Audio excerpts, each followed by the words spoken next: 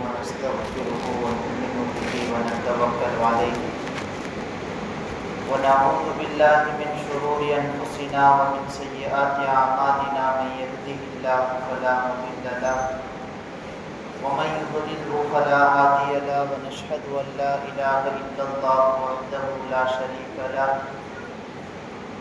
ونشهد أن سيدنا ومولانا محمدا عبده ورسوله الذي أرسل بالحق بشيرا ونذيرا وداعيا إلى الله بإذنه وسراجا منيرا أما بعد فأعوذ بالله من الشيطان الرجيم بسم الله الرحمن الرحيم إن الله وملائكته يصلون على النبي يا أيها الذين آمنوا صلوا عليه وسلموا تسليما اللهم صل على سيدنا محمد وعلى آل سيدنا محمد وبارك وسلم عليه اللهم صل على سيدنا محمد وعلى آل سيدنا محمد وبارك وسلم عليه اللهم صل على سيدنا محمد الذي قرنت البركة بذاته ومحيا وتعثرت العوالم من طيب ذكره وريا கண்ணியத்திற்கும் மிகுந்த மரியாதைக்கும் உரிய என்னுடைய ஆசிரியர் பெருந்தகைகள் உலமா பெருமக்களே, இஸ்லாமிய பெரியோர்களே, சகோதரர்களே, சிறார்களே, தாய்மார்களே, உங்கள் அனைவருக்கும் ஆரம்பமாக என்னுடைய இஸ்லாமிய முகமனை தெரிவித்துக் கொள்கிறேன். அஸ்ஸலாமு அலைக்கும் வரஹ்மத்துல்லாஹி வபரகாத்துஹு. வலைக்கும் அஸ்ஸலாம்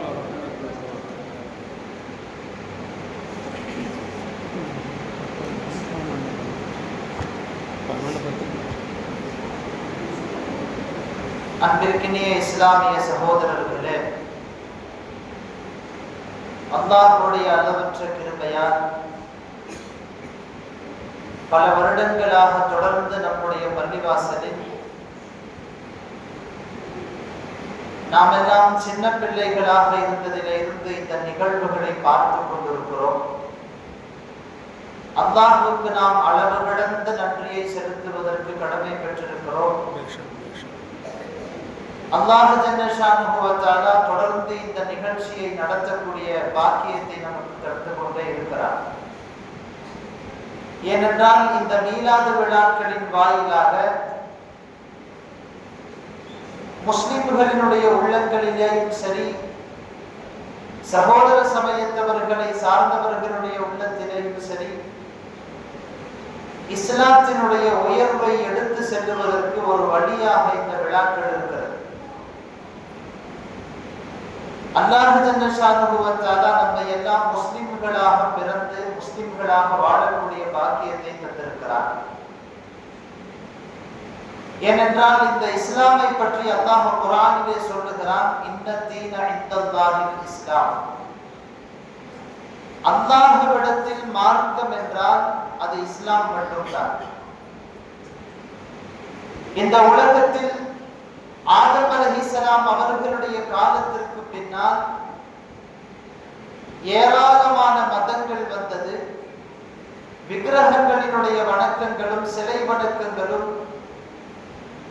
பல்வேறு இணை வைப்புகள் வந்தாலும் அல்லாஹ் தன்னுடைய திருமறையிலே சொல்லுகிறான், இந்த இஸ்லாம் என்கிற மார்க்கத்தை அல்லாஹ் நெடுநீண்ட காலமாக இந்த உலகத்தில் பயணிக்க வைத்திருக்கிறார். அன்பிற்கினியவர்களே, இஸ்லாம் என்பது அதற்கு 3 கட்டங்கள் இருக்கிறது. முதல் கட்டம் இஸ்லாமிய மார்க்கத்தின் அறிமுகம், இரண்டாவது இதனுடைய வளர்ச்சி, மூன்றாவது இதனுடைய பாதுகாப்பு. நாம இருக்கிற இந்த காலம் அந்த ரெண்டையும் கடந்து வந்துட்டோம். இஸ்லாமை பாதுகாக்க வேண்டிய காலத்திலே இருக்கிறோம். இஸ்லாமை பாதுகாப்பதற்கான பல்வேறு வழிகளில் அடித்து சொல்ல முடியும். இந்த மீலாது மேடைகள் ஒரு வழியாக இருக்கிறது. இஸ்லாம் இந்த உலகத்திற்கு முதலில் வருகிற போது அதனுடைய அறிமுகத்தை நபிமார்களின் வாயிலாக அல்லாஹ் செய்கிறார். ஆதம் நபியில இருந்து ஈசா அலைஹிஸ்ஸலாம் வரை 1,24,000 நபிமார்கள் வந்தார்கள். அத்தனை நபிமார்களும் இந்த உலகத்துல என்ன பண்ணாங்க? சரி, மூசா அலைஹிஸ்ஸலாமுடைய காலத்துல இருக்கிற ஏதாச்சும் மார்க்க சட்டம் இன்னைக்கு அமல்ல இருக்குதா? நூஹ் அலைஹிஸ்ஸலாமுடைய காலத்தில் இருந்த ஏதாவது மார்க்க சட்டம் இன்றைக்கு அமலில் இருக்கிறதா? இப்ராஹிம் அலைஹிஸ்ஸலாமுடைய காலத்தில் இருந்த ஏதாவது மார்க்க சட்டம் இன்றைக்கு அமலில் இருக்கிறதா என்றால் இல்லை. ஆனால் இஸ்லாம் என்கிற கொள்கையை பேசுவதற்கு வருகிற போது அந்த நபிமார்கள் எந்த மைய கொள்கையை கொண்டு வந்தார்களோ, ஓரிரை கொள்கை, இறைவன் ஒருவனை மட்டுமே வணங்க வேண்டும் என்கிற கொள்கை, அது இன்னைக்கு வரைக்கும் இருக்கு. அப்போ நபிமார்களினுடைய காலங்களில் அல்லாஹ் ஜல்ல ஷானுஹு வ தஆலா இந்த உலகத்தில் இஸ்லாமை அறிமுகப்படுத்தினார். நூஹ் அலைஹிஸ்ஸலாமில இருந்து ஈசா அலைஹிஸ்ஸலாம் வரை வந்த அத்தனை நபிமார்களும் இஸ்லாத்தை அறிமுகப்படுத்தினார், ஓரிரை கொள்கையை அறிமுகப்படுத்தினார். அந்த எல்லா நபிமார்களும் நபிகள் நாயகத்தையும் அவர்களின் சமூகத்திடத்திலே அறிமுகப்படுத்தினார். ரசூலுல்லாஹ்வை பற்றி அறிமுகப்படுத்தினார். நபிகள் நாயகத்தினுடைய 63 ஆண்டு காலங்கள், அதிலேயும் சுருக்கமா 23 வருஷம் ரசூலுல்லாஹ்வினுடைய நுபுவத்தில இருந்து 40வது வயதில இருந்து நாயகத்தினுடைய 63வது வயது வரை இருக்கிற அந்த 23 ஆண்டு காலத்தில் அல்லாஹ் இந்த இஸ்லாத்தை இவ்வளவு வளர்ச்சிக்கு ஆளாக்கினார். இந்த இஸ்லாம் இவ்வளவு பெரிய வளர்ச்சியை கண்டது. கடல் கடந்த நாடுகளுக்கும் இஸ்லாம் போனது. நாயகம் வஃபாத்தாகுவதற்கு சில நாட்களுக்கு முன்னால் பல சஹாபாக்களை தளபதிகளாக நியமித்து பல நாடுகளுக்கு கடிதங்களை அனுப்பினார். இன்னைக்கும் ஹதீஸுடைய கிதாபுகள்ல புகாரி, முஸ்லிம், திருமதி, அபூதாவுத், இப்னு மாஜா, நஸஈ போன்ற எல்லா ஹதீஸுடைய கிதாபுகளிலும் நாயகம் ஸல்லல்லாஹு அலைஹி வஸல்லம் அவர்கள் அரசர்களுக்கு எழுதிய கடிதங்கள் பதிவாகி இருக்கிறது. ரசூலுல்லாஹ்வுடைய கடிதங்கள் ஹதீஸுடைய கிதாபில பாதுகாக்கப்பட்டிருக்கிறது. நாயகம் ஸல்லல்லாஹு அலைஹி வஸல்லமுடைய தீன், இந்த இஸ்லாம் பல்வேறு இடங்களுக்கு பரவ வேண்டும் என்பதில் நாயகம் ஸல்லல்லாஹு அலைஹி வஸல்லம் அவர்கள் முயற்சி செய்தார்கள் என்பது மட்டுமில்லை, அதில் மிகப்பெரிய வெற்றியை கண்டார். ரசூலுல்லாஹ் ஹஜ்ஜத்துல் விதாவிலே நாம் எல்லாம் வரலாற்றை அடிக்கடி கேட்கிறோம். ஹஜ்ஜத்துல் விதாவிலே நாயகம் ஸல்லல்லாஹு அலைஹி வஸல்லம் அவர்கள் அரஃபா பேர்வெளியிலேயும் அந்த மைதானத்திலேயும் முஸ்தலிஃபாவிலேயும் மினாவிலேயும் பல்வேறு சமயங்களில் சஹாபாக்களுக்கு உரை நிகழ்த்துகிறார்கள். அந்த இடத்தில் நாயகம் ஸல்லல்லாஹு அலைஹி வஸல்லம் அவர்களுக்கு அரஃபா மைதானத்திலே வைத்து இறங்கிய வசனம் அல்லாஹ் குர்ஆனிலே சொல்லுகிறார், அல்யௌம அக்மல்து லக்கும் தீனக்கும், இன்றைக்கு உங்களுடைய மார்க்கம் உங்களுக்கு பொருந்திக் கொள்ளவும், இன்றைக்கு உங்களுடைய மார்க்கம் நிறைவடைந்து விட்டது. வரதீது லக்குமுல் இஸ்லாம தீனா, உங்களுக்கு இஸ்லாமை உங்களுடைய மார்க்கம் என்று நான் பொருந்திக் கொண்டேன் என்கிற சர்டிபிகேட் அல்லாஹ் அரஃபா மைதானத்தில் வச்சு ரசூல் ஸல்லல்லாஹு அலைஹி வஸல்லம் கொடுத்தார். இந்த உலகத்தில் எந்த மனிதரும் அப்படி ஒரு சர்டிபிகேட் வாங்கிட்டு இந்த உலகத்திலிருந்து மரணிக்க முடியாது, மறைய முடியாது. ரசூலுல்லாஹ் சர்டிபிகேட் வாங்கினார். எந்த நோக்கத்திற்காக இந்த உலகத்திற்கு நீங்கள் வந்தீர்களோ, இந்த இஸ்லாமிய மார்க்கத்தை பரப்ப வேண்டும், அதை பரிபூர்ணப்படுத்த வேண்டும், அது இன்னியோட முடிஞ்சிச்சு. இதற்கு பின்னால், இந்த நிகழ்வுக்கு பின்னால் இந்த மார்க்கத்தில் எந்த ஒன்றையும் அதிகப்படுத்தவோ குறைக்கவோ யாருக்கும் உரிமை இல்லை என்கிற செய்தியை நபிகள் நாயகம் ஸல்லல்லாஹு அலைஹி வஸல்லம் அவர்கள் அந்த அரஃபா பேரொளியிலே வைத்து சஹாபாக்களுக்கு சொன்ன செய்தி இன்று வரை நம்மிடத்தில் அந்த செய்திகள் வந்து கொண்டிருக்கிறது. ரசூலுல்லாஹ் இந்த உலகத்துக்கு வந்தது தீனை பரப்பவும் அதை பரிபூர்ணப்படுத்தவும். தீன் பரிபூர்ணமாயிடுச்சு. ரசூலுல்லாஹ்வுக்கு பிறகு இனி ஒரு நபி இந்த உலகத்திற்கு வரப்போவதில்லை. நாயகம் ஸல்லல்லாஹு அலைஹி வஸல்லம் அவர்கள் தான் கடைசி நபி என்கிற போது, அந்த நபி இன்றைக்கு 1400 வருடங்களுக்கு முன்னால் வாழ்ந்த நபி இன்னைக்கு நம்ம முன்னால இல்லை அப்படிங்கும் போது அவர் யாருங்கிற செய்தி படம் போட்டு சமுதாயத்திற்கு காட்டிக்கொண்டே இருக்க வேண்டிய கடமை இந்த சமுதாயத்தினுடைய தலைவர்களுக்கும் உலமாக்களுக்கும் அறிஞர்களுக்கும் இருக்கிறது. அதைத்தான் இந்த மீலாதினுடைய மேடைகளின் மூலமாக சமுதாயத்தை செய்து கொண்டிருக்கிறார். இனி ஒரு நபி வரப்போவதில்லை. ரசூலுல்லாஹ் சொல்றாங்க, என்னோடு நபிமார்களினுடைய வருகை முடிவடைந்து விட்டது. ரசூலுல்லாஹ் ஒரு ஹதீஸ்ல உவமைப்படுத்திய உதாரணப்படுத்திய சொல்லுகிறார்கள். ஒரு கட்டிடம் மிக அழகாக கட்டப்பட்டிருக்கிறது. ஒருவர் அந்த கட்டிடத்தை பார்ப்பதற்கு வருகிறார். அந்த கட்டிடத்தினுடைய எல்லா வேலைகளும் மிக கச்சிதமாக செய்யப்பட்டிருக்கிறது. பரிபூரணமாக கட்டப்பட்டிருக்கிற ஒரு கட்டிடத்தில் ஒரே ஒரு இடத்தில் மட்டும் ஒரு செங்கலுடைய அளவுக்கு ஒரு கல் வைக்கிற அளவுக்கு இடம் விடப்பட்டிருக்கிறது. வந்தவர்கள் அத்தனை பேரும் அந்த கட்டிடத்தை பார்த்துவிட்டு இது அழகான கட்டிடமாக இருக்கிறது என்று புகழ்ந்து பேசிவிட்டு போகிறார்கள். ஆனால் அந்த ஒரே ஒரு இடத்துல ஒரு கல்லு வச்சிருந்தா நல்லா இருக்குமே என்று வரக்கூடிய அத்தனை பேரும் சொல்லிவிட்டு போகிறார். அப்படிப்பட்ட அந்த கட்டிடத்தினுடைய காலியாக விடப்பட்டிருக்கிற கல்லினுடைய இடம் என்னுடையது. நான் வந்ததற்கு பின்னால் அந்த இடம் அடைக்கப்பட்டு விட்டது. இனிமேல் நுபுவத் என்கிற இந்த கட்டிடத்தில், இஸ்லாமிய மார்க்கம் என்று சொல்லப்படுகிற இந்த கட்டிடத்தில் இனி வேறு யாரும் உள்ளே நுழைய முடியாது, வேற யாரும் வர தேவையில்லை ரசூலுல்லாஹ் சொல்றார். அந்த அடிப்படையில் நாயகத்தின் வருகைக்கு பின்னால் நுபுவத்தினுடைய அந்த வரிசை என்பது, வருகை என்பது முடிவடைந்து விட்டது. இனி ஒரு நபி இந்த உலகத்திற்கு வரப்போவதில்லை. ரசூல் ஸல்லல்லாஹு அலைஹி வஸல்லம் அவர்கள் மற்ற நபிமார்களை போல் ஒரு மொழி சார்ந்தவர்களுக்கு, ஒரு ஊரை சார்ந்தவர்களுக்கு, ஒரு குறிப்பிட்ட இடத்தை சேர்ந்தவர்களுக்கு நபியாக அனுப்பப்படவில்லை.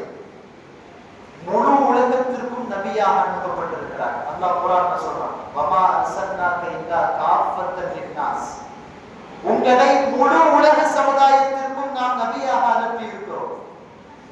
கியாமத் வரைக்கும் போற மக்களுக்கு ரசூலுல்லாஹ்வை பற்றிய செய்திகள் போயிட்டே இருக்கணும்ல. அது எதன் வழியாக போகிறது என்றால் இந்த மீலாதுகளின் வழியாக போகிறது. அல்லாஹ் இந்த உலகத்தில் அனுப்பிய அத்தனை நபிமார்களுக்கும் ஒவ்வொரு தனித்துவங்களை கொடுத்திருந்தார். குறிப்பாக ஒவ்வொரு நபிக்கும் ஒரு தனி அற்புதத்தை அல்லாஹ் கொடுத்தார். மூசா அலைஹிஸ்ஸலாம்னா அசா நமக்கு ஞாபகத்துக்கு வருது. ஹஜ்ரத் ஈசா அலைஹிஸ்ஸலாம்னா யார் கலேசம் அப்படி தொடங்கி விட்டாங்கன்னு சொன்னா உடம்பு சரியில்லாதவங்க அவங்களுடைய உடம்பு சரியில்லாம இருக்கிற நோய் சரியாயிடும். அந்த மாதிரி ஒவ்வொரு நபிக்கும் அல்லாஹ் தனித்தனியாக அற்புதங்களை கொடுத்திருந்தார். நபிகள் நாயகம் ஸல்லல்லாஹு அலைஹி வஸல்லம் அவர்கள் மட்டும் இந்த உலகத்தில் எல்லா நபியை காட்டிலும் தனித்துவம் வாய்ந்தவர்களாக இந்த உலகத்திற்கு வருகிறார். எந்த நபியோடையும் நீங்க ரசூலுல்லாஹ்வை கம்பேர் பண்ணி பார்க்க முடியாது. நபிகள் நாயகத்தினுடைய உருவாக்கம் என்பது அது தனித்துவம் வாய்ந்தது. ஆலமுல் அர்வாஹ்ல ரூஹுகள் எல்லாம் ஒரு இடத்தில் சேர்க்கப்பட்டு அந்த இடத்திலே அல்லாஹ் ரூஹுகளோடு பேசினார். நாம் எல்லாம் இந்த உலகம் படைக்கப்படுறதுக்கு முன்னால, நாம் எல்லாம் இந்த உலகத்திற்கு வருவதற்கு முன்னால் ரூஹுகளாக அல்லாஹ்வுடைய சமூகத்திலே இருந்தோம். ஆலமுல் அர்வாஹிலே வைத்து அல்லாஹ் ரூஹுகளோடு பேசினார். அப்ப நபிமார்களினுடைய ரூஹுகளோடு அல்லாஹ் வாங்கிய வாக்குறுதி என்ன தெரியுமா? உங்களுடைய காலத்திற்கு பிறகு கடைசியாக ஒரு நபி வருவார். அந்த நபியை பற்றி நீங்கள் உங்களுடைய சமூகத்திடத்திலே பேசிக்கொண்டே இருக்க வேண்டும். அந்த நபியை பற்றி உங்களுடைய சமூகத்திடத்திலே நீங்கள் சொல்ல வேண்டும். அல்லாஹ் குர்ஆன்ல சொல்றான் இந்த செய்தி. நபிமார்களிடத்திலே வாக்குறுதி எடுத்துவிட்டு அல்லாஹ் அந்த நபிமார்களிடத்திலே கேட்கிறான், அதை உங்களுடைய சமூகத்திலே போய் செய்வீர்களா? அத்தனை நபிமார்களும் செய்வோம் என்று சொல்லி ஏற்றுக்கொண்டு வந்தது மட்டுமில்லை, அவர்களின் சமூகத்திடத்திலே சொன்னார். அவங்க சமூகத்திட்ட வந்து பேசினார். முன்வேதங்களில் நாயகத்தை பற்றி பேசப்பட்டிருந்தது.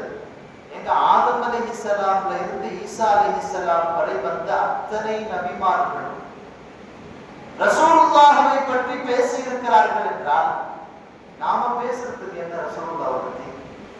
ஏன் இந்த மீலாது மேடைகள் எல்லாம் இன்றைக்கு இப்படி கேலி கூத்தாக பார்க்கப்படுகிறது என்று புரியவில்லை. நாயகம் வருவதற்கு முன்னால் இருந்தே ரசூலுல்லாஹை பற்றி இந்த உலகம் பேசிக் கொண்டிருக்கிறது என்றால், நாயகம் எதற்காக வந்தார்களோ அந்த நோக்கத்தை இனி கியாமத் வரை பேசிக்கொண்டே இருக்க வேண்டிய அவசியம் நமக்கு இருக்கிறது. நாம் பேசிட்டு இருக்கிறோம். நபிகள் நாயகம் ஸல்லல்லாஹு அலைஹி வஸல்லம் பற்றி நிறைய செய்திகள் நீங்கள் மீலாது விழாக்களின் வாயிலாக கேட்டுக்கொண்டே இருக்கிறீர்கள். ரசூலுல்லாஹ்வுடைய ஒரே ஒரு செய்தியை மட்டும் சொல்லி நான் என்னுடைய பயான நினைவுக்கு கொண்டு வந்துடுறேன். எல்லா நபிமார்களுக்கும் அல்லாஹ் இந்த உலகத்துல அவங்க நபி அப்படிங்கிறதுக்கு சில அடையாளங்களை, அற்புதங்களை அல்லாஹ் கொடுத்தார். தனித்தனியா அற்புதங்கள் இருந்துச்சு. அதே மாதிரி ரசூல் ஸல்லல்லாஹு அலைஹி வஸல்லம் அவர்களுக்கும் அல்லாஹ் அற்புதத்தை கொடுத்தார். எப்படி கொடுத்தானா, உலகத்துல வந்த 1,24,000 நபிமார்களிடையும் என்ன அற்புதங்கள் எல்லாம் இருந்ததோ அந்த அத்தனை அற்புதங்களையும் அல்லாஹ் நபிகள் நாயகம் ஸல்லல்லாஹு அலைஹி வஸல்லம் கொடுத்தான். அல்லாமா ஜலாலுத்தீன் சுயூத்தி ரஹ்மத்துல்லாஹி அலைஹி என்று ஒரு பெரியார், அவங்களுடைய அலாமாத்துன் நுபுவா என்று சொல்லப்படுகிற ஒரு கிதாபிலே எழுதுகிறார்கள். நபிகள் நாயகம் ஸல்லல்லாஹு அலைஹி வஸல்லம் அவர்களுக்கு அல்லாஹ் ஜல்ல ஷானுஹு வ தஆலா 1000க்கும் மேற்பட்ட அற்புதங்களை கொடுத்தார். அல்லாமா பைஹக்கி ரஹ்மத்துல்லாஹி அலைஹி அவங்களுடைய தலாயிலுன் நுபுவா என்கிற கிதாபிலே எழுதுகிறார்கள், ரசூலுல்லாஹ்வுக்கு 1200 அற்புதங்கள் தரப்பட்டிருந்தது. அவ்வளவும் இந்த உலகம் பார்த்து பிரமிக்கக்கூடிய வகையில் அற்புதங்கள். ரசூலுல்லாஹ்வுடைய விரல்களிலே இருந்து தண்ணீர் வந்தது. 1500 பேருக்கு மேல அந்த தண்ணீரை ஒழுவு செஞ்சாங்க, குடிச்சாங்க. எத்தனை வரலாறுகளை கேட்கிறோம். நபிகள் நாயகத்தினுடைய வாழ்க்கையின் ஒவ்வொரு பகுதியிலையும் அல்லாஹ் அற்புதங்களை அள்ளி கொடுத்திருந்தார். ரசூல் ஸல்லல்லாஹு அலைஹி வஸல்லம் அவர்கள் ஹிஜ்ரத்தினுடைய பயணத்தின் போது நமக்கு வரலாறு தெரியும். அபூபக்கர் ரலியல்லாஹு அன்ஹு அவர்கள் தான் ஹிஜ்ரத்துக்கு எப்படி போகணும் அப்படிங்கிற அந்த வழியை நியமித்தார்கள்.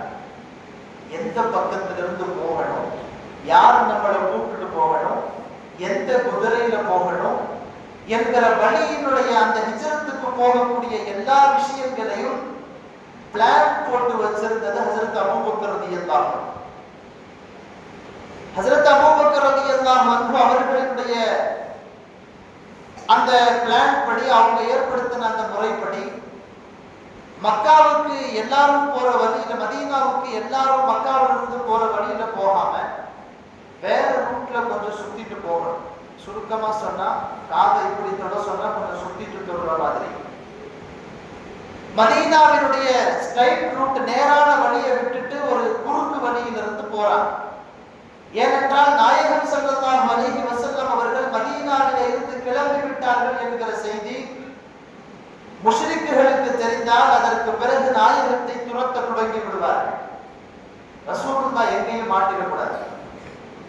பயணத்தை மேற்கொள்ளுகிறார்கள். மக்காவுக்குள்ளிருந்து மக்காவுடைய பேக் சைடுக்கு போய் அதுக்கு பிறகு சுத்திட்டு மதீனாவுக்கு போகணும். அதுதான் அவங்க போட்டிருந்த பிளான். அங்க இருந்து மக்காவில இருந்து காரே தௌர் என்று சொல்லப்படுகிற தௌர் குகைக்கு நபிகள் நாயகம் ஸல்லல்லாஹு அலைஹி வஸல்லம் கூப்பிட்டு போயிட்டாங்க. 3 நாள் அங்க தங்கி இருந்தாங்க. 3 நாளும் அபூபக்கர் ரலியல்லாஹு அன்ஹு அவர்கள் தன்னுடைய மகள் அஸ்மா ரலியல்லாஹு அன்ஹாவை மக்காவில இருந்து ஒரு 3-4 மைல் தூரத்தில், மைலுடைய கணக்கு 1.25 கிலோமீட்டர் வரும், சுமார் 6 கிலோமீட்டர் தூரத்தில் தினமும் நாயகத்திற்கு உணவு கொண்டு வர வேண்டிய பொறுப்பை அஸ்மா ரலியல்லாஹு அன்ஹா அவர்களுக்கு அபூபக்கர் ரலியல்லாஹு அன்ஹு நியமிச்சிருந்தார். அவருடைய மகன், அபூபக்கர் ரலியல்லாஹுடைய மகன். அவர்களுடைய மனைவி உணவு சமைத்து கொடுப்பார்கள். ஹஜ்ரத் அஸ்மா ரலியல்லாஹு அன்ஹா உணவை கொண்டு வந்து தௌர் குகையில கொடுத்துட்டு போயிடுவாங்க. 3 நாள் வரைக்கும் இந்த கட்டமைப்பு இருந்துச்சு. 3 நாளைக்கு பிறகு அங்க இருந்து மதீனாவுக்கு கிளம்பி போகணும். போகக்கூடிய வழி முழுவதும் பாலைவனம் தான். தெரிந்தவர்கள் யாரும் இல்லை. ஒரு சகோதர சமயத்தை சார்ந்த ஒருவரை தன்னுடைய வழிகாட்டியாக ஏற்படுத்தி கொண்டார்கள். ரசூல் ஸல்லல்லாஹு அலைஹி வஸல்லம் கூப்பிட்டு போறாங்க. போகக்கூடிய வழியில உணர்வு ஏற்பாடு இல்லை. அந்த நேரத்தில் ஏதாச்சும் பார்த்துக்கலாம் அப்படின்னு கிளம்பிட்டாங்க. சவுரு குகை வரைக்கும் தான் உணவு ஏற்பாடு இருந்துச்சு. அதுக்கு பிறகு ரசூல் ஸல்லல்லாஹு அலைஹி வஸல்லம் அபூபக்கர் ரலியல்லாஹு அன்ஹு கிளம்பி போயிட்டே இருக்கிறாங்க. போகக்கூடிய வழியிலே பசியை தீர்த்துக் கொள்வதற்கு என்ன செய்யலாம்? ரசூல் ஸல்லல்லாஹு அலைஹி வஸல்லம் தூரத்துல ஒரு கொட்டாய் ஒன்று இருக்குது, ஆட்டு கொட்டாய். அந்த கொட்டாயில போய் ஒரு ஆட்டுல இருந்து பாலை கறந்துட்டு வாங்க அப்படின்னு அபூபக்கர் ரலியல்லாஹு அன்ஹு ரசூலுல்லாஹ் சொல்லி அனுப்பினாங்க. அங்க போனா அந்த பெண்மணி உம்மு மஅபத் அப்படின்னு அவங்களுக்கு பேரு. அவங்க அவங்கள்ட்ட போய் அபூபக்கர் ரலியல்லாஹு அன்ஹு பால் கேட்கிறாங்க. அவங்க சொன்னாங்க, என்கிட்ட இருக்கிற எல்லா ஆடுமே குட்டி போடாத ஆடு. பால் கறக்கிற ஸ்டேஜ்ல என்கிட்ட எந்த ஆடும் இல்லை, எல்லாம் குட்டி ஆடு. ஆடு குட்டி போட்டாதானே பால் கறக்கும். பால் கறக்கிற விதத்தில் எந்த ஆடும் என்னிடத்துல இல்லை. கொஞ்சம் பெருசா 2 ஆடு இருக்குது, அதுவும் மலட்டு ஆடு. குட்டி போடுற தகுதி அந்த ஆட்டுக்கு இல்லை. அபூபக்கர் ரலியல்லாஹு அன்ஹு வந்து சொல்றாங்க. அப்ப ரசூல் ஸல்லல்லாஹு அலைஹி வஸல்லம் சொன்னாங்க, அந்த மலட்டு ஆட்டை வாங்கிட்டு வாங்க. ரசூல் ஸல்லல்லாஹு அலைஹி வஸல்லம் அவர்களிடத்தில் அந்த மலட்டு ஆட்டை கொண்டு வருகிறார்கள். ஹஸரத் உம்மு மஅபத் ரலியல்லாஹு அன்ஹு அவங்க தான் இந்த செய்தியை அறிவிக்கிறாங்க. உம்மு மஅபத் ரலியல்லாஹு அன்ஹு ஹதீஸுடைய கிதாபுகளில் நபிகள் நாயகம் ஸல்லல்லாஹு அலைஹி வஸல்லம் அவர்களினுடைய உருவத்தை அப்படியே வர்ணித்து பேசக்கூடிய சஹாபிய பெண்கள். ரசூலுல்லாஹ் ஒரே ஒரு தடவை தான் நேருக்கு நேர் பார்க்கிறாங்க. உம்மு மஅபத் பார்த்த உடனே ரசூலுல்லாஹ் அப்படியே படம் பிடிச்சு வச்சிருந்தாங்க. இன்னைக்கும் நீங்க ரசூலுல்லாஹ்வுடைய ஷமாயில், நாயகத்தினுடைய வெளித்தோற்றம், ரசூலுல்லாஹ்வுடைய கண் எப்படி இருந்துச்சு, புருவம் எப்படி இருந்துச்சு, காது எப்படி இருந்துச்சு, நெத்தி எப்படி இருந்துச்சு, இதையெல்லாம் வர்ணிக்கக்கூடிய சஹாபிகளில் ஹஸரத் உம்மு மஅபத் ரலியல்லாஹு அன்ஹு முதலிடத்துல இருக்கிறார். அவங்களுடைய கணவர்கிட்ட அப்படியே வர்ணிச்சு பேசுறாங்க நாயகம் ஸல்லல்லாஹு அலைஹி வஸல்லம் பத்தி. அது ஹதீஸுடைய கிதாபுகளில் பதிவாகிறது. ஹஸரத் உம்மு மஅபத் ரலியல்லாஹு அன்ஹு அந்த மலட்டு ஆட்டை எடுத்து கொடுத்தாங்க. ரசூல் ஸல்லல்லாஹு அலைஹி வஸல்லம் அவர்கள் அந்த மலட்டு ஆட்டை வாங்கி பிஸ்மில்லாஹிர் ரஹ்மானிர் ரஹீம் என்று சொல்லி அதனுடைய வடுவிலே பால் பீச்சுகிறார்கள். ஹஸரத் உம்மு மஅபத் ரலியல்லாஹு அன்ஹாவே அறிவிக்கிறாங்க, நாயகம் ஸல்லல்லாஹு அலைஹி வஸல்லம் இடத்திலே ஒரு பாத்திரத்தை எடுத்து கொடுத்தேன். பெரிய பாத்திரம், கொடுக்கறதா கொடுக்கணும், பெருசா கொடுக்கணும், பெருசா கொடுத்தாங்க. பாத்திரம் ஃபுல்லா பால் நிரம்பிய உடனே அந்த பாத்திரத்தை கொடுத்து விட்டு இன்னொரு பாத்திரத்தை நாயகம் ஸல்லல்லாஹு அலைஹி வஸல்லம் கேட்டாங்க. 2வது பாத்திரமும் நிரம்பிடுச்சு. 3வது ஒரு பாத்திரத்தை ரசூல் ஸல்லல்லாஹு அலைஹி வஸல்லம் அவர்கள் கேட்டார்கள். அந்த பாத்திரம் முழுவதும் பாலை கறந்து விட்டு ரசூலுல்லாஹ் குடிச்சாங்க. ரசூல் ஸல்லல்லாஹு அலைஹி வஸல்லம் அவர்களுக்கு பின்னால் அபூபக்கர் ரலியல்லாஹு அன்ஹு குடிச்சாங்க. அங்க இருந்த இன்னும் 2 பேரு, நாங்க வீட்டுல இருக்கிறவங்க எல்லாரும் குடிச்சும் பால் அதுல மீதமாயிருச்சு. இது ஒரு வரலாற்று நிகழ்வு. இந்த வரலாற்றில இருந்து சொல்ல வருகிற செய்தி, நபிகள் நாயகம் ஸல்லல்லாஹு அலைஹி வஸல்லம் அவர்களுக்கு அல்லாஹ் ஜல்லஷானஹு தஆலா இதுபோல் நிறைய இடங்களில் பாலை அதிகமாக்கக்கூடிய அந்த வரலாற்றை நாம் கேட்கிறோம். ரசூலுல்லாஹ் அப்படி ஒரு அற்புதத்தை ரசூலுல்லாஹ்வுக்கு அல்லாஹ் கொடுத்திருந்தார். அதே மாதிரி நபிகள் நாயகம் ஸல்லல்லாஹு அலைஹி வஸல்லம் அவர்களுக்கு அல்லாஹ் ஜல்லஷானஹு தஆலா இந்த உலகத்தில் யாருக்கும் தராத ஒரு பேரற்புதத்தை கொடுத்தார். அபூ ஜஹல் அவனோட சில பேர் ரசூலுல்லாஹ்ட்ட வந்து கேட்டாங்க, நீங்க நபிங்கிறீங்கல்ல, நபி என்றால் இதற்கு முன்னால் நாங்கள் யூதர்களிடத்தில் இருந்து கேட்டிருக்கிறோம், ஒரு நபி என்பவர் பல அற்புதங்களை செய்து காண்பிப்பார். அப்படி அற்புதங்களை செய்து காண்பிப்பவர் தான் உண்மையான நபியாக இருக்க முடியும் என்று நாங்கள் கேட்டிருக்கிறோம். அதனால நீங்க ஏதாச்சும் ஒரு அற்புதத்தை எங்களுக்கு செஞ்சு காட்டுங்க, நாங்கள் நபின்னு ஏற்றுக்கிறோம். அபூஜஹல் விளையாட்டா சொன்னான், இவர் அப்படி செஞ்சிருவாரா அப்படிங்கிற யோசனையில. எங்க அந்த வானத்துல இருக்கிற முழு நிலவு, அந்த நிலவை குழந்து காட்டு. ரசூலுல்லாஹ் அவர்களுடைய ஒரே ஒரு விரலால் லேசா ஒரு அசைச்சார். நிலவு 2 துண்டுகளாக பிளந்தது.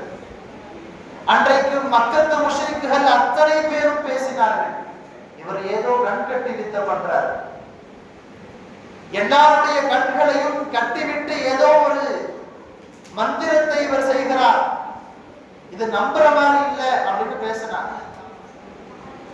அல்லாஹ் அவர்களின் அந்த வார்த்தையையும் முறியடிக்கிற விதத்திலே ஒரு நிகழ்வை ஏற்படுத்தினார்.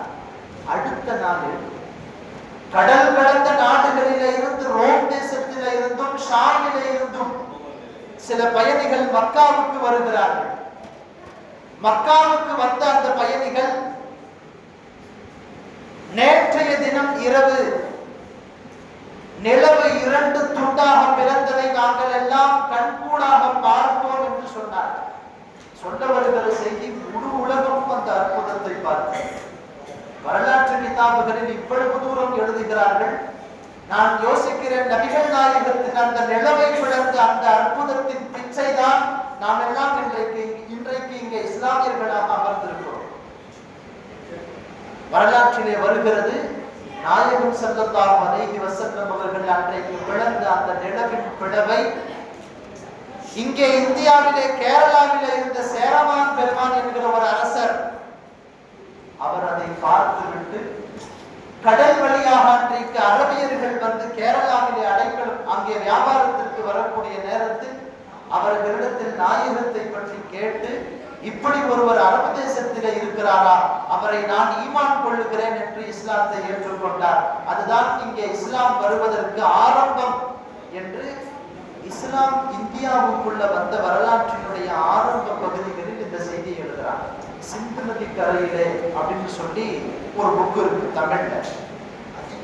அதிலே இந்தியாவுக்குள்ள இஸ்லாம் வந்த அந்த வரலாற்று நிகழ்வுகளை மிக அழகாக எழுதுகிறார்கள். அதில் மிக முக்கியமாக இந்தியாவுக்குள்ள இஸ்லாம் வந்தது அரபு தேசத்தில இருந்து. இவன் சொல்ற மாதிரி இஸ்லாம் இன்னைக்கு ஏற்படுத்தப்பட்ட ஒன்றில்லை, ரசூலுல்லாஹ்வுடைய காலத்திலேயே இங்க இஸ்லாம் வந்துச்சு. அரபு தேசத்தில இருந்து கடல் வழியாக இங்கே இந்தியாவுக்கு வந்த பல பேர், அவர்களினுடைய வியாபாரம், அவர்களின் நற்குணங்கள், அவர்களிடத்தில் இருக்கிற உயர்ந்த பண்பாடுகள், இதையெல்லாம் பார்த்து இங்கே இருக்கக்கூடியவர்கள் இஸ்லாத்தை ஏற்றுக்கொண்டார். அப்படி இஸ்லாத்தை ஏற்றுக்கொண்டவர்களினுடைய சந்ததிகள் தான் நாம் எல்லாம். ரசூல் ஸல்லல்லாஹு அலைஹி வஸல்லம் அவர்கள் அங்கே நிலவை பிளந்த அந்த காட்சியை முழு உலகம் பார்த்தது. முழு உலகத்தில் இருக்கிறவங்களுடைய கண்ணையும் ஒருத்தர் எப்படி கட்ட முடியும்? கண் கட்டி வித்தான் அவன் பேசினான், அதுவும் இல்லைன்னு அல்லாஹ் நிறுத்தி வச்சான். நபிகள் நாயகத்தினுடைய அற்புதங்கள் என்பது தொடர்ந்து கொண்டே போகிறது. இமாம் ஷாஃபி ரஹ்மத்துல்லாஹி அலைஹி ஒருத்தர் கேட்டார், ரசூல் ஸல்லல்லாஹு அலைஹி வஸல்லம் அவங்களை பத்தி நீங்க பல தடவை சொல்றீங்க, ரசூலுல்லாஹ்வுக்கு அல்லாஹ் நிறைய அற்புதங்களை கொடுத்திருக்கிறான், எந்த நபிக்கும் தராத அளவுக்கு அற்புதங்களை தந்திருக்கிறான் என்று சொல்லுகிறீர்கள். ஹஜ்ரத் ஈசா அலைஹிஸ்ஸலாமுக்கு அல்லாஹ் ஒரு அற்புதத்தை கொடுத்திருக்கான். மரணித்து விட்டவர்களை எல்லாம் அவர் உயிர் பற்றி எழ வைக்கிறார். ஹஜ்ரத் ஈசா அலைஹிஸ்ஸலாம் 4 தடவை அந்த மாதிரி செஞ்சிருக்கிறார். ஹஜ்ரத் நூஹ் அலைஹிஸ்ஸலாமுடைய மகன்களில் ஒருவர் சாம் என்று அவருக்கு பெயர். அவருடைய கபர்ல போய் நின்று சாம் என்று அழைத்து அவரை எழுந்திருங்கள் என்று சொன்னார். எந்திரிச்சு உட்கார்ந்து அவர் எந்த காலத்துல வாழ்ந்தவர், அவருடைய டீட்டெயில்ஸ் என்ன எல்லாம் சொல்லிட்டு அந்த சாம்ங்கிறவர் மௌத்தாயிட்டார். ஹஜ்ரத் ஈசா அலைஹிஸ்ஸலாமுடைய அதே காலத்தில் வாழ்ந்த ஒருவர் 40 வயசுல மௌத்தாயிட்டார். திடீர் மரணம். அவருடைய உடம்பிலே கையை வைத்து தடவினார்கள், எழுந்து அமர்ந்து கொண்டார். எழுந்துச்சு உட்கார்ந்தா இருக்கிறது இல்லை, அதுக்கு பிறகு 10 வருஷம் வாழ்ந்தார். அப்படி ஒரு அற்புதத்தை அல்லாஹ் ஈசா அலைஹிஸ்ஸலாம் அவர்களுக்கு கொடுத்தார். ஹஜ்ரத் ஈசா அலைஹிஸ்ஸலாம் அவர்கள் மண்களை எடுத்துக்கொண்டு ஒரு பறவையை போன்ற ஒரு உருவத்தை செய்வார்கள். அந்த உருவத்தை செய்து அதற்கு அல்லாஹ்வினுடைய பெயரால் நீ பறந்து செல் என்று சொல்லுவார்கள். அது பறந்து போகும். மரணித்த மையத்துகளை உயிர் பெற்று எடுக்க வைக்கிற, மண்ணிலே உருவத்தை செய்து அதை உயிரோடு ஓட வைக்கிற அந்த ஆற்றலை, அந்த அற்புதத்தை ஈசா அலைஹிஸ்ஸலாமுக்கு அல்லாஹ் கொடுத்தான். ரசூலுல்லாஹ்வுக்கு அப்படி அல்லாஹ் கொடுக்கல. ஹஜ்ரத் ஷாஃபி ரஹ்மத்துல்லாஹி அலைஹி அவர்கள் சொன்னார்கள், நாயகத்தை ரசூல் ஸல்லல்லாஹு அலைஹி வஸல்லம் அவர்களுக்கு அல்லாஹ் அதை விட மேல அற்புதத்தை கொடுத்தார். நமக்கெல்லாம் வரலாறு தெரியும். ரசூலுல்லாஹ் இந்த மெம்பர்களை படி கட்டுறதுக்கு முன்னாடி ஒரு கட்டை மேல சாஞ்சி நின்றுதான் குத்துபா செய்வாங்க. பிரசங்கம் அந்த கட்டை மேல சாஞ்சிதான் சஹாபாக்கிட்ட பேசுவாங்க. ரசூல் அந்த கட்டையை விட்டு விட்டு ஒரு சஹாபி மெம்பர் கட்டி கொடுத்தாரு. அந்த மெம்பர் மேல நின்று அதுக்கு பின்னால குத்துபா கொடுக்க ஆரம்பிச்சாங்க. முதல் ஜும்மா அந்த மெம்பர்ல நின்று ரசூல் ஸல்லல்லாஹு அலைஹி வஸல்லம் குத்துபா கொடுத்துட்டு இருக்காங்க. ஒரு முனவலோடு அழுகிற சப்தம் கேட்கிறது. அழுகக்கூடிய அந்த முனவல் சப்தம் கேட்கிற போது நபிகள் நாயகம் ஸல்லல்லாஹு அலைஹி வஸல்லம் அவங்க திரும்பி அங்க இங்க சஹாபாக்கெல்லாம் பார்த்துட்டு இருக்கிறாங்க. ரசூலுல்லாஹ் இறங்கி வந்து அந்த சத்தம் எங்கேருந்து வருதுன்னு தெரிஞ்சிச்சு. ரசூலுல்லாஹ்வுக்கு அந்த கட்டையில இருந்து வருது. அதற்கு முன்னால் வாரம் வரை அவர் அதன் மீது சாய்ந்து கொண்டிருந்த அந்த கட்டை, ரசூலுல்லாஹ் அது மேல சாஞ்சிட்டு இருந்தாங்க. இப்ப ரசூலுல்லாஹ் என் மேல சாயலைங்கிறதுனால அந்த கட்டை அழுதுச்சு. நபிகள் நாயகம் ஸல்லல்லாஹு அலைஹி வஸல்லம் அவர்கள் அதை பிடித்த உடனே அதனுடைய அழுகையின் சப்தம் நின்று விட்டது. ரசூலுல்லாஹ் விடுறாங்க, திருப்பி அழுது. கடைசியாக வருகிறது நபிகள் நாயகம் ஸல்லல்லாஹு அலைஹி வஸல்லமினுடைய மிம்பருக்கு முன்னாலேயே அந்த அந்த கட்டை புதைக்கப்பட்டிருக்கிறது. அந்த கட்டையில ரசூல் ஸல்லல்லாஹு அலைஹி வஸல்லம் கேட்டார், ஏன் அழுகிற? போன வாரம் ஜும்மா வரைக்கும் என் மேல சாட்சி நின்று நீங்க குத்துபா கொடுத்துட்டு இருந்தீங்க. இப்போது நீங்கள் என்னை விட்டு விட்டு அங்கே போய் நிற்பது எனக்கு அவ்வளவு நல்லதாக தெரியல. எனக்கு மனசு ரொம்ப கவலையா. அந்த கட்டை பேசிச்சு ரசூலுல்லாஹ். கட்டை கட்டையாகவே இருந்து ரசூலுல்லாஹ் பேசிச்சு. நபிகள் நாயகம் ஸல்லல்லாஹு அலைஹி வஸல்லம் அவர்கள் சொன்னார்கள், சரி நான் என்ன செய்யட்டும்? அல்லாஹ்வுடைய உத்தரவு, மிம்பரை கட்டிவிட்டு நான் அமர்ந்திருக்கிறேன். என்ன நீங்க எந்த மிம்பர்ல ஏறுறீங்களோ அந்த ஏறுற இடத்துல என்ன புதைச்சிருங்க. கட்ட சொல்லுச்சு. ரசூலுல்லாஹ் சஹாபாக்கிட்ட சொன்னாங்க. சஹாபாக்கள் அதை அங்கேயே புதைச்சிட்டாங்க. கட்டை நாயகத்தோடு பேசியது. அபூஜஹலுக்கு முன்னால் நாயகத்தினுடைய கையில இருந்த கல் கலிமா சொன்னது. ஹஜ்ரத் ஷாஃபி ரஹ்மத்துல்லாஹி சொல்றாங்க, கல் கல்லாக இருந்து நாயகத்திடத்திலே பேசியதும், கட்டை கட்டையாக இருந்து நாயகத்திடத்திலே பேசியதும் அதை விட மேல ரசூலுல்லாஹ்வுக்கு அல்லாஹ் கொடுத்தார். ஹஜ்ரத் அகீல் இப்னு அபீ தாலிப் என்று ஒரு சஹாபி, அலி ரலியல்லாஹுடைய சகோதரர். அவர் சொல்றார், நான் நபிகள் நாயகம் ஸல்லல்லாஹு அலைஹி வஸல்லம் அவர்களை கொண்டு ஈமான் கொள்வதற்கு நிறைய காரணங்கள் இருக்கிறது. அதிலே மிக முக்கியமான ஒரு காரணம், ரசூலுல்லாஹ்ட்ட நான் ஒரு அற்புதத்தை பார்த்தேன்.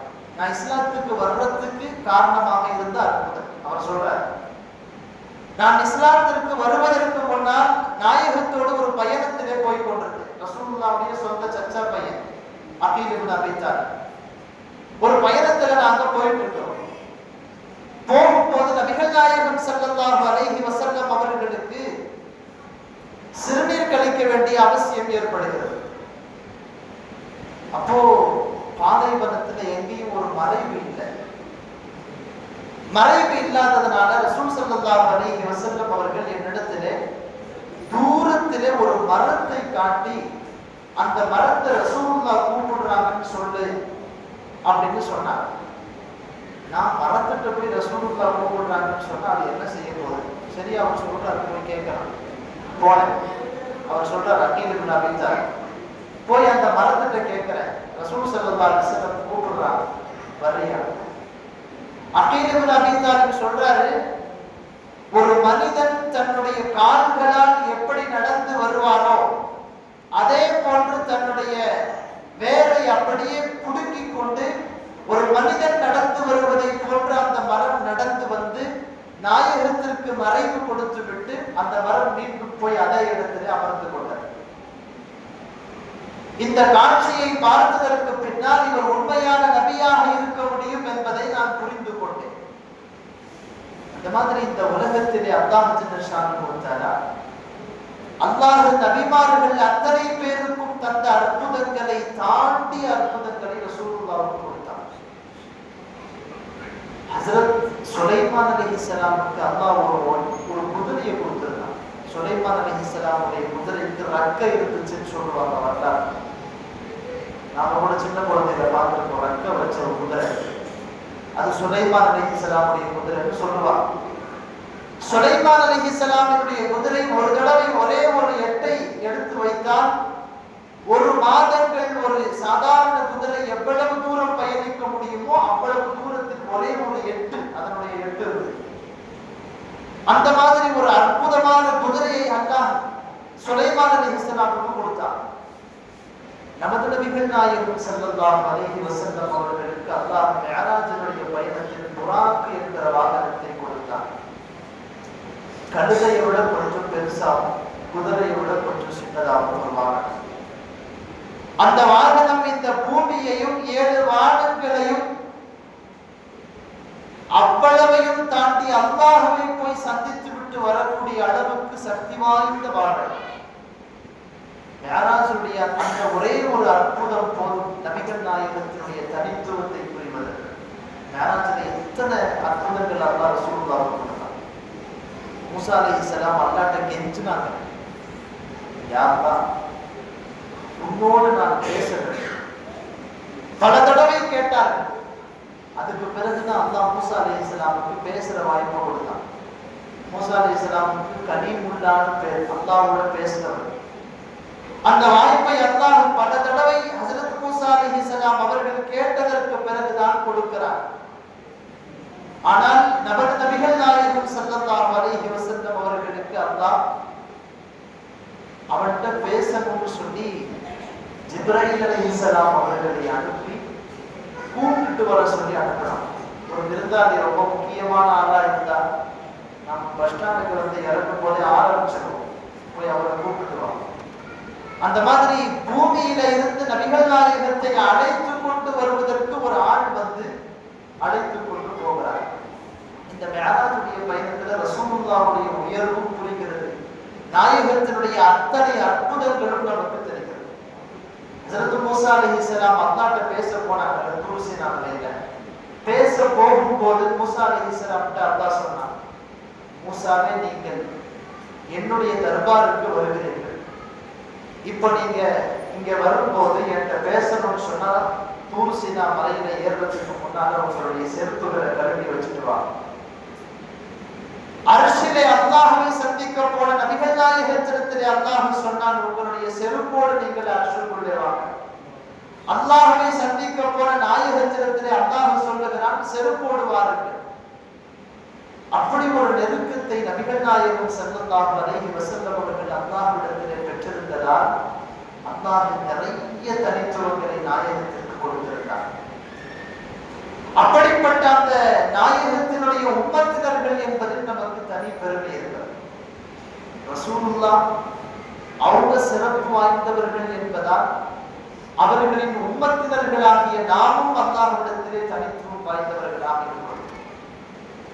அல்லாஹ்விடத்திலே நபிகள் நாயகத்திற்கு ஒரு தனி மரியாதை இருக்கிறது என்பதால் இந்த உம்மத்தும் அல்லாஹ்விட தனி மரியாதை பெற்றிருக்கிறது.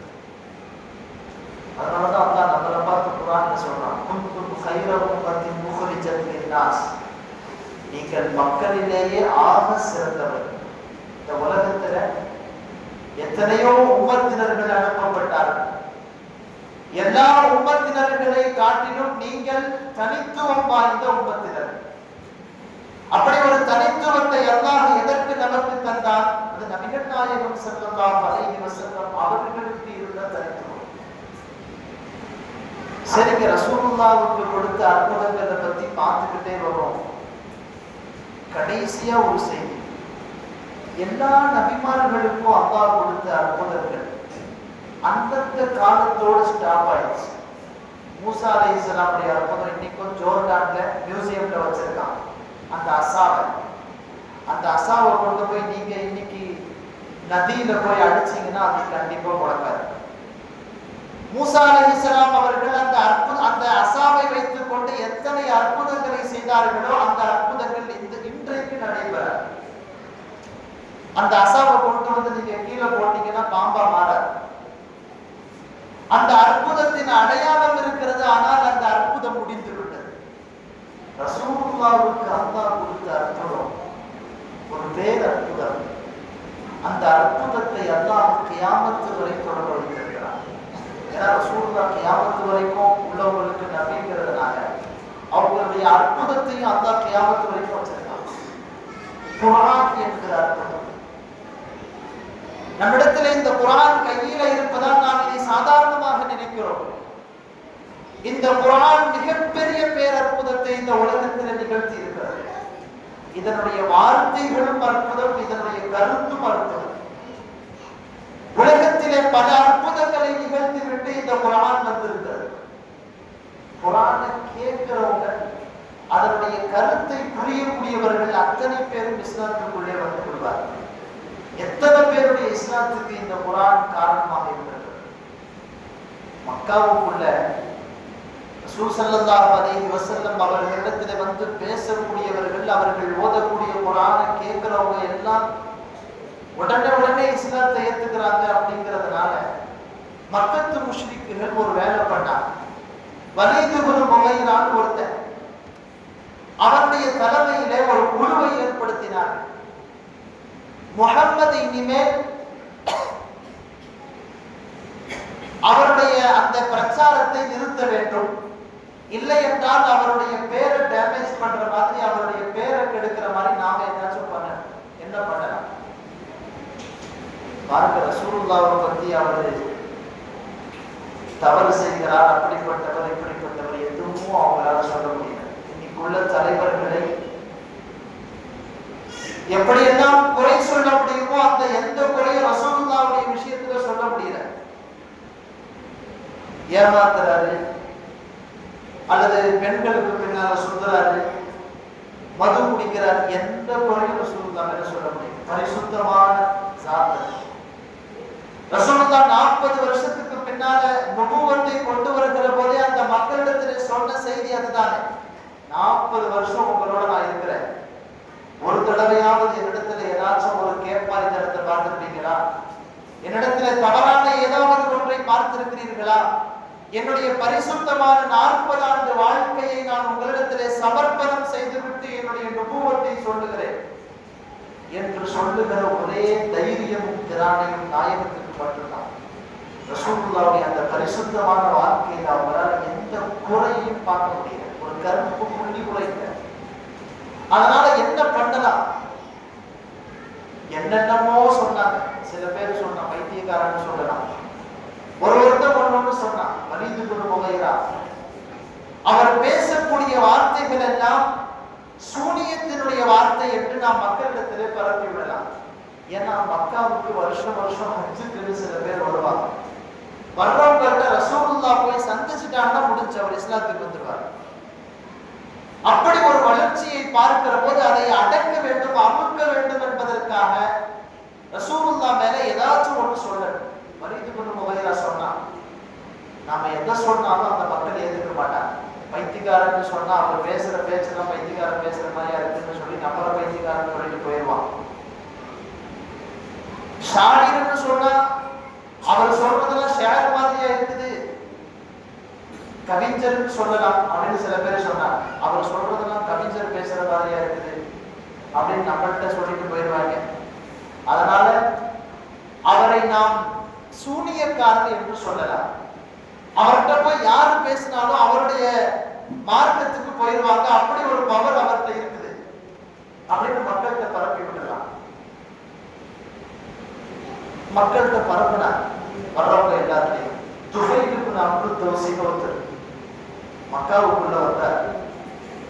அவர் தௌஸ் அப்படின்னு ஒரு கபீலா, மக்காவுக்கு அவுட்டர்ல ஒரு கபீலா. அந்த கபீலாவுடைய தலைவர் அவர் மக்காவுக்குள்ள வரும்போது அவர்கிட்ட சொல்லிட்டார், மக்காவுக்குள்ள முஹம்மது ஒருத்தர் இருக்கிறார், அவர் என்ன சொன்னாலும் அவர் அதனால அவருடைய பேச்சு அவங்க காதுல கூட கேட்காது. இவர் ஒரு தலைவர், இவர் முதல்ல இஸ்லாத்துக்கு வந்துட்டாருன்னா அந்த கூட்டமே இஸ்லாத்துக்கு வந்துடும். அப்படி ஒரு பவர்ஃபுல்லான ஆள். அவர் மட்டும் சொன்னாங்க, நீங்க பஞ்சிய காதுல வச்சுக்கங்க, துணியை காதுல வச்சுக்கிட்டு தவாஃபு செய்யுங்க, மற்ற எல்லா அமல்களையும் செய்யுங்க. அவருடைய பேச்சை மட்டும் கேட்டாரு. நபிகள் நாயகம் ஸல்லல்லாஹு அலைஹி வஸல்லம் அவர்களுடைய சமூகத்திற்கு அவர் போகிற போதெல்லாம் காதுல பஞ்சு இருந்துச்சு, எதுவும் கேட்கல. ஒரு தடவை அவர் நினைச்சாரு மனசுல, நாம தான் பெரிய ஷாயிராச்சு, பெரிய அறிவாளி, அவர் எதைத்தான் பேசுகிறார் என்று நாம் கேட்போம். அப்படி கேட்டால் அது சரியா தவறா என்பது தீர்மானிக்கிற இடத்திலே தானே நாம் இருக்கிறோம். அதனால நாம அவர் வார்த்தையை கேட்போம். அதுக்கு பிறகு அது கரெக்டா தப்பாங்கிறத நாம தீர்மானிச்சுக்கணும்னு சொல்லிட்டு காதல் இருக்கிற பஞ்சை எடுத்து போட்டார்.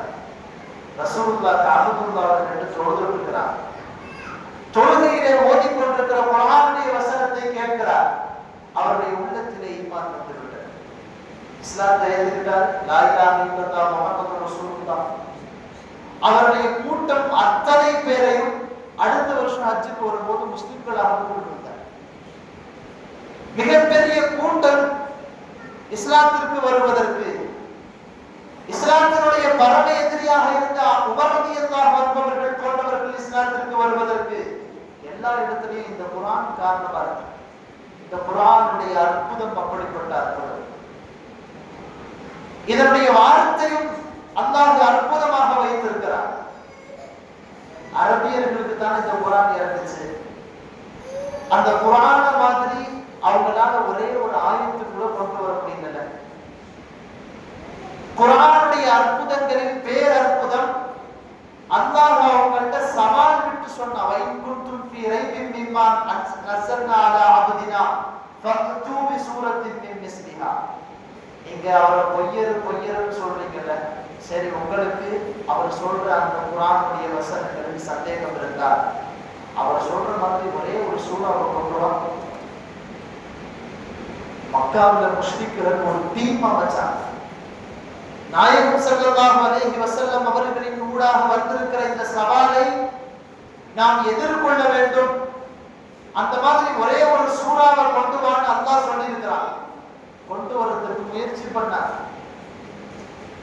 பல மாத காலங்கள் கிடந்து அதிலே முயற்சி செய்ததற்கு பின்னால் பைத்தியம் பிடித்து போய் குர்ஆன மாதிரி ஒரு ஆயத்தை எங்களால் கொண்டு வர முடியாது என்று அவர்களாக ஒற்றுக்கொண்டு மஹாதா கலாமுல் பஷர், இது மனிதனுடைய சொல்லே இல்லை என்று அன்றைக்கு வாழ்ந்து கொண்டிருந்த அரபியர்கள் ஏற்றுக்கொண்டார். ஆனால் ஜீரணிக்க முடியவில்லை. இந்த குர்ஆனை போன்ற ஒரு வார்த்தையை கொண்டு வர முடியவில்லை என்பது அவனுக்கு மிகப்பெரிய சவாலாக இருந்தது. சரி, அன்னைக்கு அவனால கொண்டு வர முடியல, ஓகே. அன்னைக்கு குர்ஆன் பல பேருடைய ஈமானை உள்ளத்திலே நுழைவிப்பதற்கு காரணமாக இருந்தது, ஓகே. அந்த குர்ஆனுடைய அந்த அற்புதம் இன்னைக்கு முடிஞ்சிருச்சா? இல்ல, இன்றைக்கும் அந்த அற்புதம் இருக்கிறது. நாயகத்தினுடைய காலத்தில் எந்த பவரோட இந்த குர்ஆன் அந்த வேலையை செய்து கொண்டிருந்ததோ அந்த வேலையை இன்றைக்கும் இந்த குர்ஆன் செய்கிறது.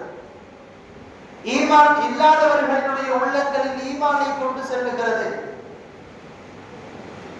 ஈமான் உடையவர்களின் உள்ளத்தில் ஈமானினுடைய வெளிச்சத்தை பிரகாசப்படுத்துகிறது. அதுல எந்த சந்தேகமும் இல்லை. குர்ஆனை வளமையாக ஓதிக்கொண்டு வரக்கூடியவர்களுக்கு அதனுடைய பலனை அவர்களால் புரிய முடியும். குர்ஆன் இன்றைக்கும் அந்த அற்புதத்தை செய்து கொண்டிருக்கிறது. அந்த குர்ஆனுடைய வசனத்தை போன்ற 1400 வருஷம் ஆயிடுச்சுங்க. அல்லாஹ் அன்னைக்கு குர்ஆன்ல சவால் விட்டுட்டான், அவங்கள்ட்டையும் சவால் விட்டா இன்னைக்கு குர்ஆன் மேல யாரெல்லாம் குறை சொல்றாங்க அவங்கள்ட்டையும் இந்த மேடையில இருந்து நாம சவால் விடுறோம். வைன் குன்தும் ஃபீ ரைபின் மிம்மா நஸல்னா அலா அப்தினா ஃபஅது பி சூரத்தின் மின் மிஸ்லிஹா.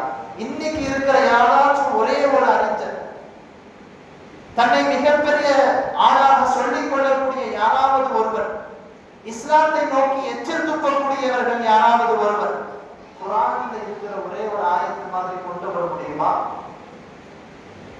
கண்டிப்பாக முடியவில்லை. அப்படி முடியாது என்பது அவர்களுக்கே தெரியும். அப்படி ஒரு அற்புதத்தை இன்று வரை அந்த குர்ஆன் செய்து கொண்டிருக்கிறது என்றால் ஸல்லல்லாஹு அலைஹி வஸல்லம் சொல்றாங்க ஒரு ஹதீஸ்ல, இந்த குர்ஆன் இது மறைவான விஷயங்களை எல்லாம் சொல்லித் தருகிறது. ரசூலுல்லாஹ் குர்ஆனுடைய அந்த வர்ணனையை நிறைய சொல்லிட்டே வர்றாங்க. அதுல ஒரு இடத்துல ரசூல் ஸல்லல்லாஹு அலைஹி வஸல்லம் சொல்றாங்க, வலா யஷ்பஉ மின்ஹுல் உலமா, இந்த குர்ஆன் இதை ஆராய்ச்சி செய்யக்கூடிய உலமாக்கள் வயிறு நிரம்பவே மாட்டார்கள்.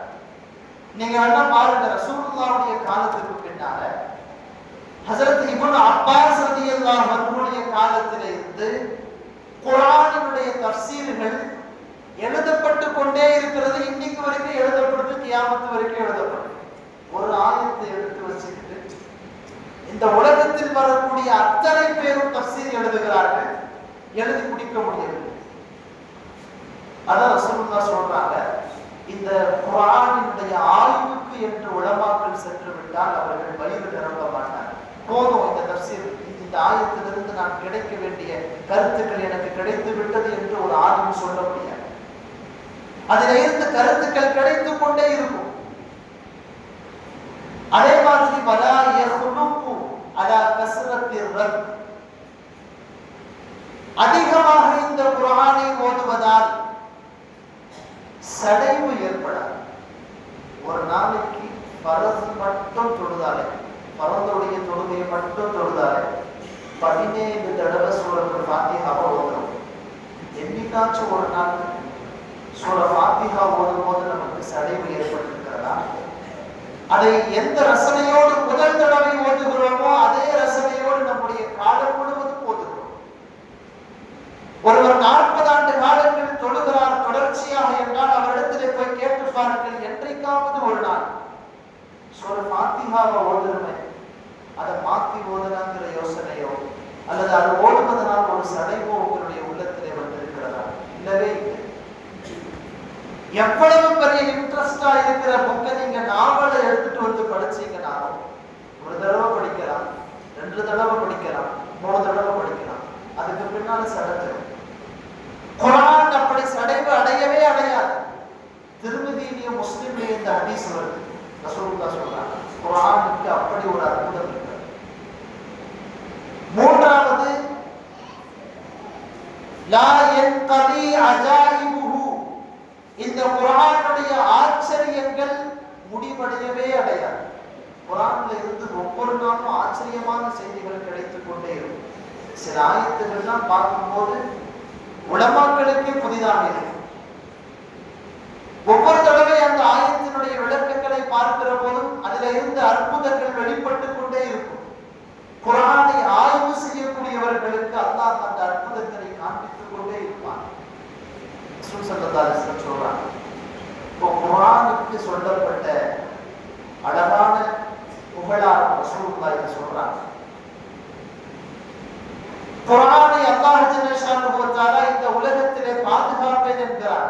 அதனுடைய ஒரே ஒரு முக்தாவை கூட யாரும் மாற்ற முடியாது. இன்னா நஹ்னு நஸல்னா திக்ர வ இன்னா லஹு லஹாஃபிதூன். குர்ஆன் அல்லாஹ் பாதுகாக்கப்பட்டு வருகிறது. மனிதர்களுடைய உள்ளங்களிலேயும் குர்ஆன் முஸ்ஹஃபுடைய வடிவிலேயும் இன்று வரை பாதுகாக்கப்படுகிறது, கியாமத் வரை பாதுகாக்கப்படும்.